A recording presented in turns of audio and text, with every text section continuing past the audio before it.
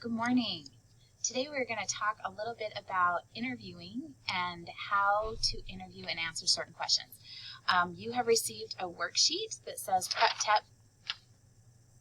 for the top 10 interview questions, and it looks something like this.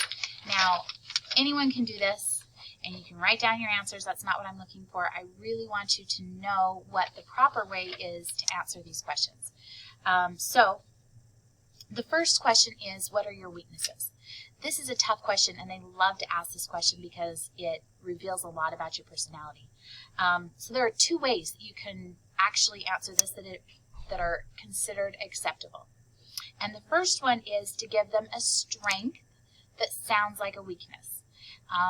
This is it's kind of the cheesier of the two answers, but it is considered an acceptable answer.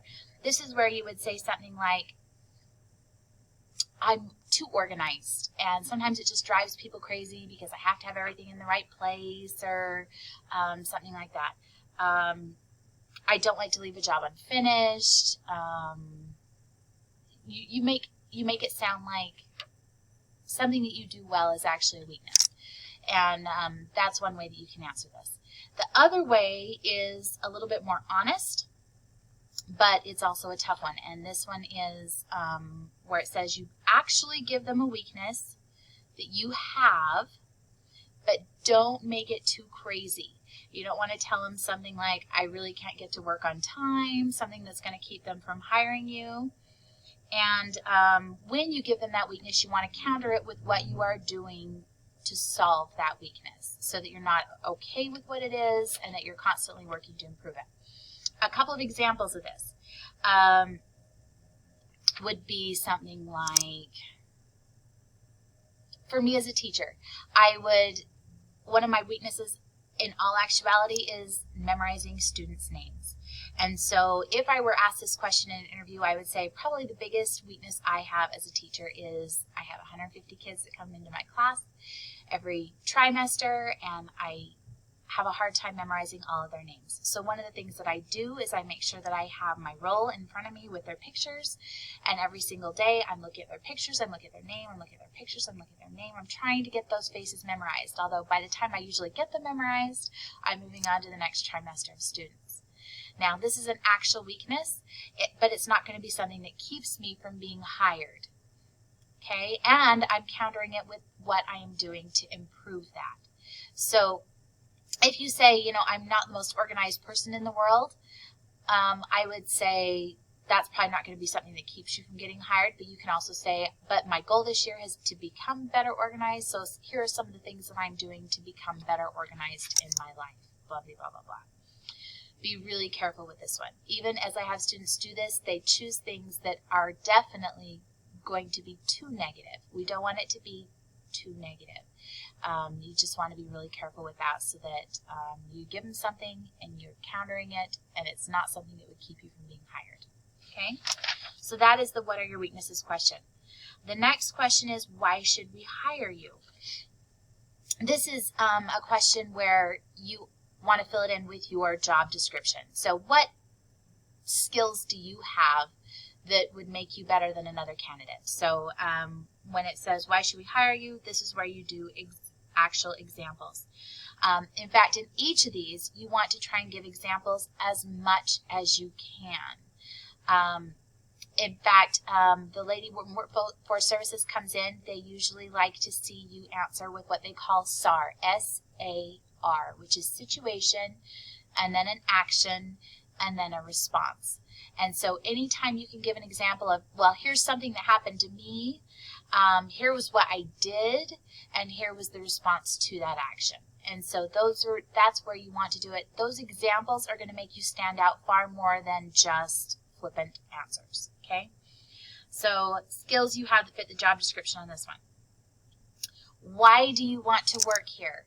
This one should be some research on the company. You should have done some research so that you can say something about the company specifically, and then how you would fit into that company. So if you were to say something like, I want to work for Autoliv because I know their motto is safety first, I know that they value their employees, and I want to be a part of that. And so you should have some research on the company and then follow that up with why you would fit into the company. The next one is, what are your goals? These should be goals within the company. Definitely not outside of the company. And make sure you don't say anything like, I really want to come work at your mechanic shop so I can learn everything I can about being a mechanic so I can go start my own shop and take all of your customers. You may think that sounds funny, but I've actually had students say similar things. So make sure that your goals are within that company. Even if it's just in the next 10 months to a year, where do you hope to be? What do you hope to do? What do you hope to accomplish while you are working within that company? They don't want to know that you want to get married and have 5 kids and live in a big house. That's not what they're talking about when they ask about your goals. The next one, this is a big one. This one says, why did you leave, or why are you leaving your job? Now, first of all, the thing that I want to tell you about this one is you have to remain positive. And for some of you, it's going to be tough. You might be leaving your last job because you don't like your job, because you didn't like your boss, because you didn't like the people that you worked with. You can't say any of those things. I don't necessarily want you to lie, but if you can't, the old adage, if you can't say something nice, don't say anything at all, be really careful here, because they will compute that as, if you have a bad attitude towards your last job, you'll have a bad attitude towards your new job. You can say things like, I want more hours. I've learned a lot from my last job, but I hope to be able to build my resume and learn different skills at your job. Or you can say something about making more money if you know that the job will pay more. If it's not going to pay you a whole lot more, they're not going to pay you because they'll think you'll be dissatisfied with their job. You could say new opportunities. You could say to learn new skills. But you definitely don't want to say anything negative about your last job, your employer, or anything else. Now, the one thing I want to caution you on is some of you have not had jobs before, and I get that. But if you go into an interview and they say questions like, why are you leaving your present job? And you say, I don't know, I don't have a job. And they say, well, tell me about your old boss. And you're like, I don't know, I didn't have an old boss. And tell me about a time when your job, and you're like, I haven't had a job. You're not doing very well at that interview. So I want you to compute that to try to find situation, action, and responses to anything in your life that would work. So if they're saying, why did you leave your current job? Instead of saying, I don't have a job, that's when you say, you know, for the last 4 years, I have been devoting myself to my high school curriculum. And I'm the kind of person who likes to give 100% to whatever I'm doing. So I'm now completing my school and I'm ready to give 100% to you. So that's an okay answer.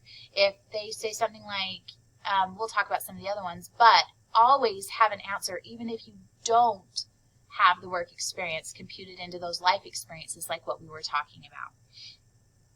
So when were you the most satisfied in your job? Or you can compute that to your job or to school.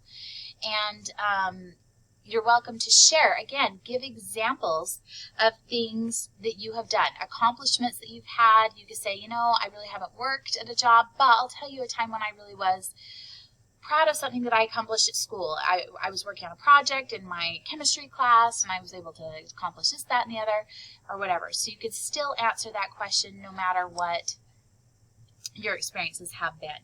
So that was a time when you're satisfied with the job. The next one is, what can you do for us that other candidates can't?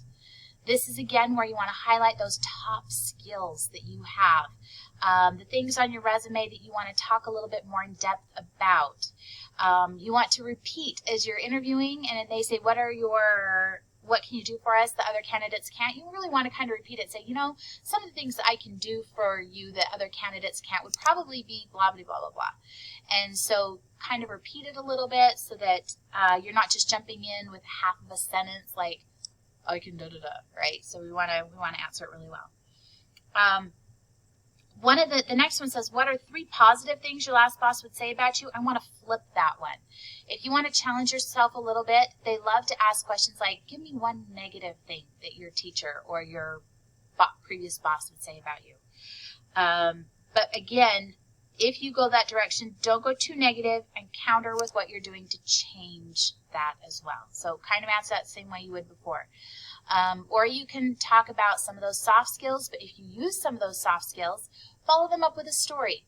For example, my son, he could say, I'm willing to do jobs that nobody else really wants to do. For example, here's the situation. I was at Crystal Hot Springs. This actually did happen to my son one day, and the line was clogged. And one of my bosses, I was lifeguarding at the time, he grabbed me and we went up and we looked and we could see that the line was clogged. And so 2 of the managers stood around and they were arguing with each other over who was going to jump in and clear that line. And while they were arguing, I just jumped in and I cleared it. And I had to go home and change my clothes before I got back to work because I was obviously kind of a mess after that. But I am the type of person that I will get the job done. So again, situation, action, response. The situation was the lines were clogged. The action was that he jumped in and he cleared it. And the response was that his boss knew that he was a good worker. So those are kind of the things the ways that you can answer this question is with examples. What salary are you seeking? Be really careful with this one. If it hasn't been posted, you can, usually they want to kind of see where your skills are in a match to their job. So for example, if it said the wage is $12 to $17 an hour, you don't want to go in and be like, yeah, I'm fine with $12. I'll take $12 if they would have paid you $15. But you also don't want to go in there and say, of course I'm worth $17 if you can't prove that you're worth $17 an hour. And usually that's based on experience. One of the easiest ways to handle that kind of question is to say something to the effect of, I don't know. I don't know what you're looking at. I don't know what you consider a $17 an hour employee. I don't know what you consider a $15 an hour employee. I know that here are some of the skills that I have, but here's what I'm willing to do. I'm willing to start at $12 an hour and have you evaluate me. Give me 2 to 3 weeks and we can sit down, and if you feel like I'm higher up on that scale, maybe we could talk about moving my salary up at that point. And that gives you an opportunity to have that discussion later in the week or in the month or in the year, so that you're not happy with the status quo, but you're willing to accept the status quo until they evaluate you. So that's one way of handling it.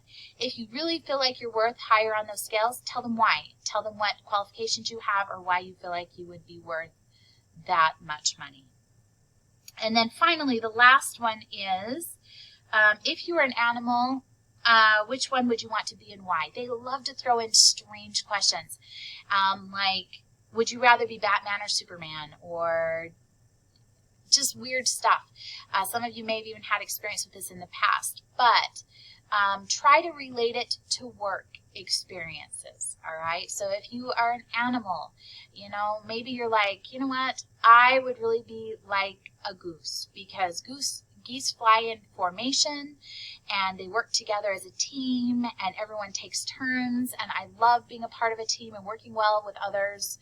Or maybe you're, anything like that. So try to relate it back again to work qualities or experiences.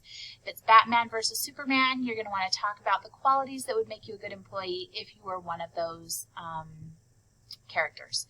So if you want to choose a strange, you can look up actually online strange questions for interviews, and if you want to choose something other than an animal, you're welcome to do that. But they do like to do that. It shows a little bit of your personality and how well you think on the spot.